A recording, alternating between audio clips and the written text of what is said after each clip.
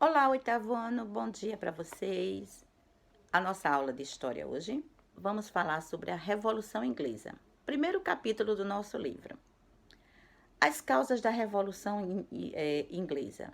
Foi o seguinte: na Europa, em fins da Idade Média, o modo de produção feudal foi aos poucos sendo substituído pelo modo de produção capitalista, quer dizer, o dinheiro, né? Uma parte dos latifundiários, composta pela gentry, pertencia a uma nobreza rural progressista, com espírito burguês.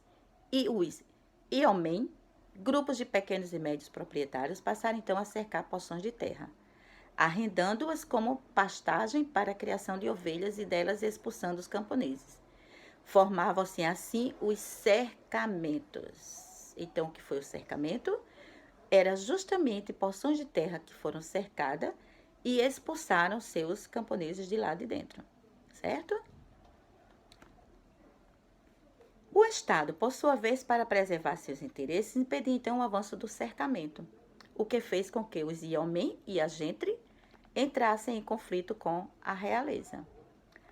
O que foi a reforma protestante? Ela trouxe para a Inglaterra uma nova perspectiva religiosa, que foi o anglicanismo. A atuação de Henrique VIII, assumindo então o controle ideológico e político da Inglaterra, fez do anglicanismo a religião oficial no Estado, mas os calvinistas, chamados de puritanos, tinham outros planos para a Inglaterra. Então, o que fizeram? A burguesia não queria se submeter aos desejos da monarca absolutista, que controlava totalmente a economia com mãos de ferro. Ela queria, então, liberdade de comércio e livre concorrência.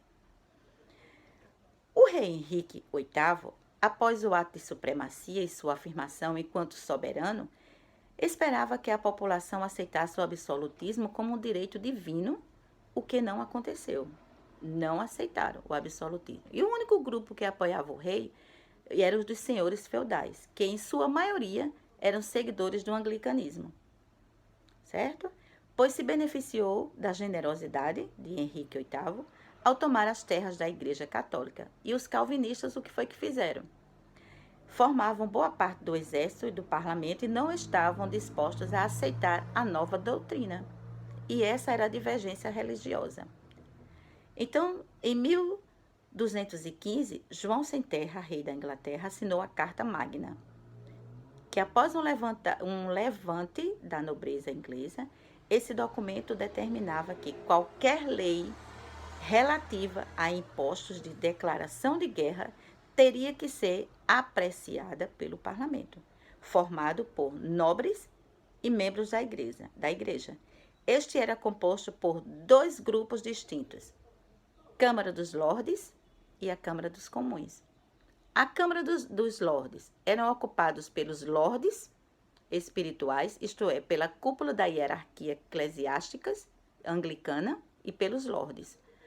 Já a Câmara dos Comuns eram pessoas de baixa nobreza, gentry, proprietárias de terra, eleitas pelo voto censitário. Tá vendo? Então, para que vocês vejam que nada foi tão fácil para se conquistar, não é isso? E para se fazer alguma revolução, tudo se tinha problemas. E aí, alguma dúvida? Acho que não, né? Mas se tiver, coloca lá no portal alguma pergunta. E na próxima aula ainda nós vamos dar continuidade ao nosso assunto sobre a Revolução Inglesa, tá bom? Tchau, tchau para vocês!